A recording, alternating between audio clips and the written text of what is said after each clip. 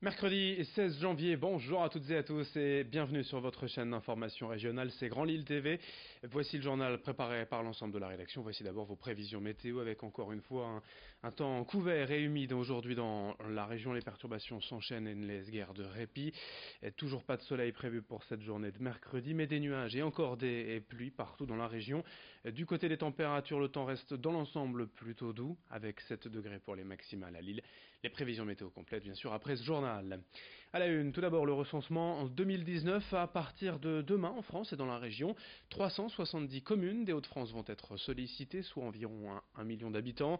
Selon l'INSEE, le comptage annuel de la population permet de suivre les évolutions démographiques et donc de mettre en œuvre les bonnes politiques, de prendre les bonnes décisions en termes d'aménagement et d'attribuer équitablement aux communes les dotations de l'État. Ça donne aussi un aperçu de ce qui nous attend à l'avenir. On le sait, depuis plusieurs années, les Hauts-de-France se dépeuplent. En 2016, c'était la 3e région la plus habitée de France. Ce sera la 5e en 2050. Ces habitants migrent vers d'autres régions plus prometteuses en termes d'emploi et de qualité de vie. Explication donc quant à l'utilité d'un tel recensement annuel au micro de Xavier Silly. Chaque année, on collecte l'information, donc chaque année, on publie des résultats, et donc on est capable, puisque quand même les tendances démographiques sont des tendances assez lourdes, le nombre d'enfants par ménage, le vieillissement, l'espérance de vie, et donc on est capable d'avoir des projections à horizon de 20 ou 30 ans.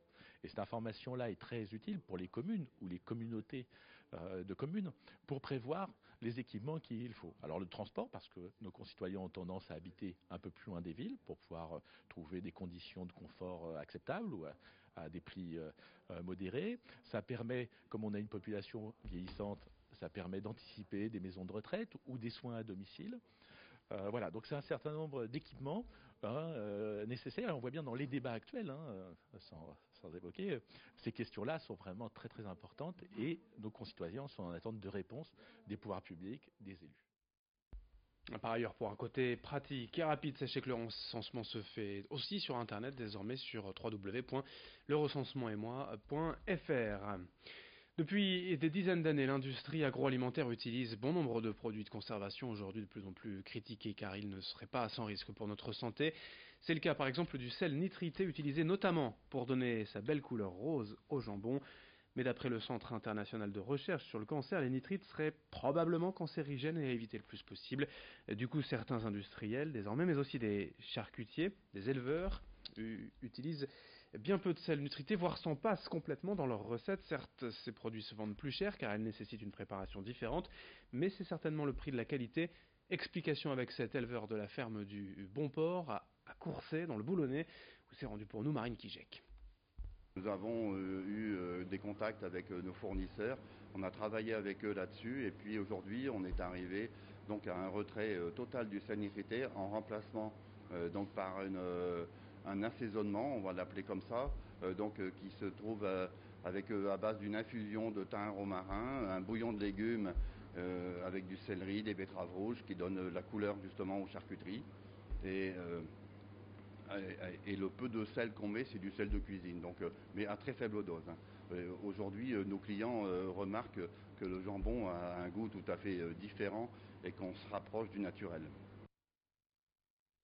Et du sport aussi dans ce journal pour évoquer les grands rendez-vous de l'année 2019 dans la région. Encore une fois, les Hauts-de-France accueilleront bon nombre de manifestations d'envergure ces prochains mois.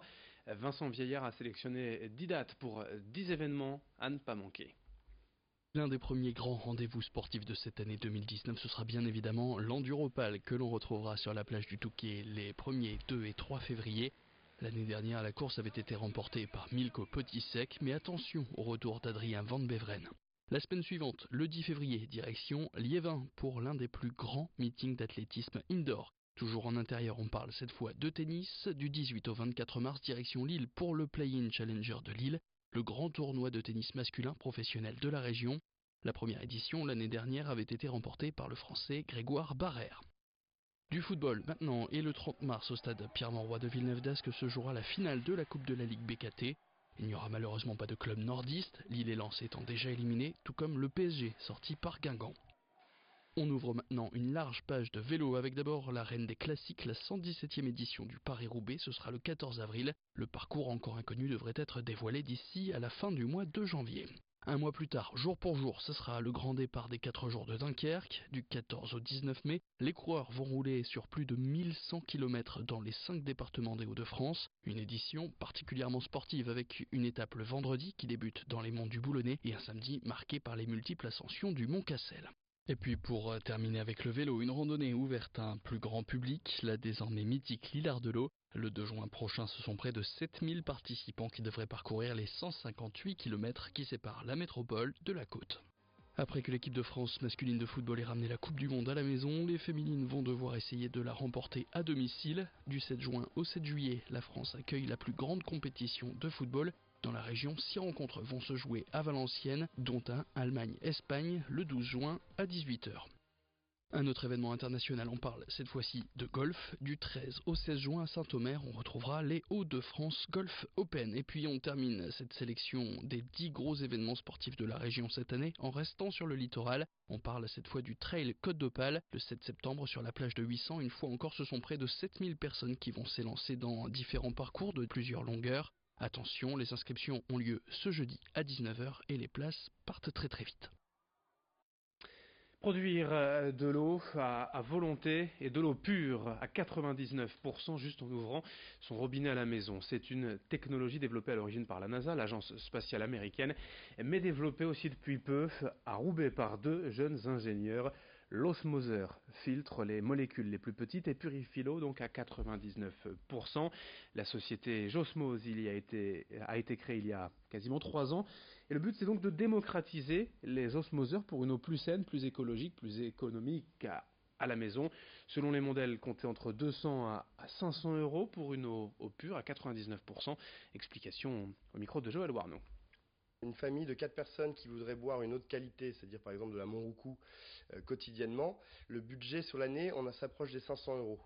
À 500 euros, vous avez un osmoseur. Et un osmoseur, ça tient plus qu'1 an. On est plutôt sur à peu près 10 ans de durée de vie, voire plus. Donc je pense que c'est très vite rentabilisé. Effectivement, vous avez aussi des filtres à changer. Le budget, ça dépend du modèle que vous prenez, mais on est entre 35 et 100 euros par an. Donc ça reste beaucoup moins cher que l'eau en bouteille. Fin de ce journal, merci à vous de l'avoir suivi, merci de votre fidélité. À suivre dans un instant vos prévisions météo. Très bonne journée à toutes et à tous.